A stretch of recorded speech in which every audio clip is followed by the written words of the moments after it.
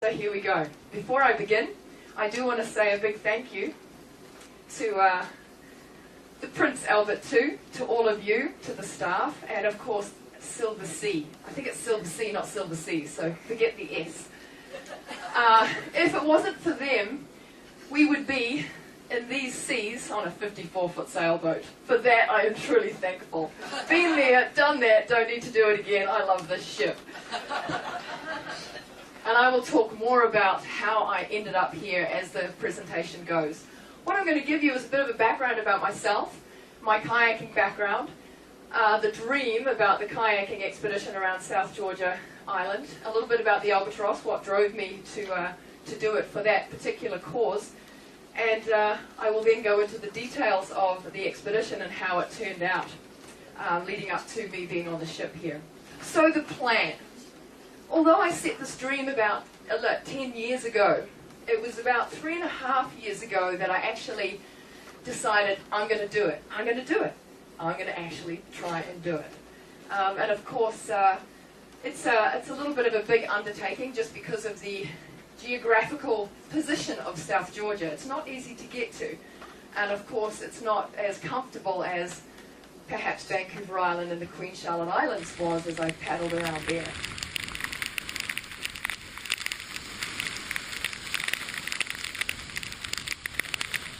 I had to apply to the British government and prove to them that I'm not a complete crazy Kiwi. I needed to let them know that I have a plan, that every risk management situation has been thought through, the equipment that I'm carrying, how I'm going to be environmentally sound.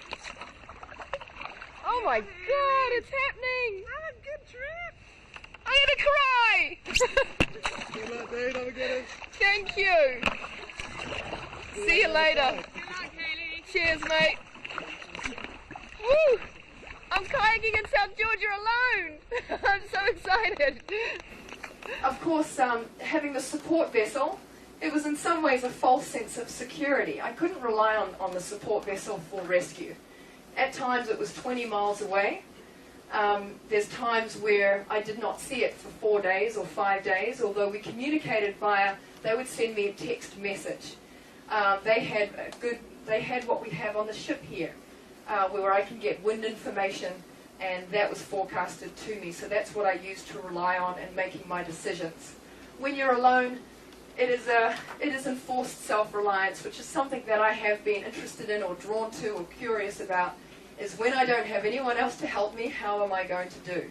And of course, South Georgia definitely enforces self-reliance more than any other experience or any other position that I've ever been in. You do feel very, very little in the wonderful, wild world of South Georgia. So finally, 22 days late in departing, I finally was underway, and you could probably imagine that emotional situation or state that I was feeling. Finally, I was fulfilling my dream, my vision. I was here in a kayak alone, about to take on South Georgia and see it intimately. Of course, there was some anxiousness, apprehension, uncertainty. Am I going to stand the cold? Will I be able to deal with strong winds coming up very quickly? Will I have the nerve to actually pull this off? A lot of doubt and excitement at the same time going through my head. It's a bloody cold one this morning! My fingers are freezing! Gotta get paddling, that's the only way to get warm out here in South Georgia. Sunny 1 minute, snowing the next. I usually establish, when I establish dreams, I pretty much go for it and I don't let anything stop me.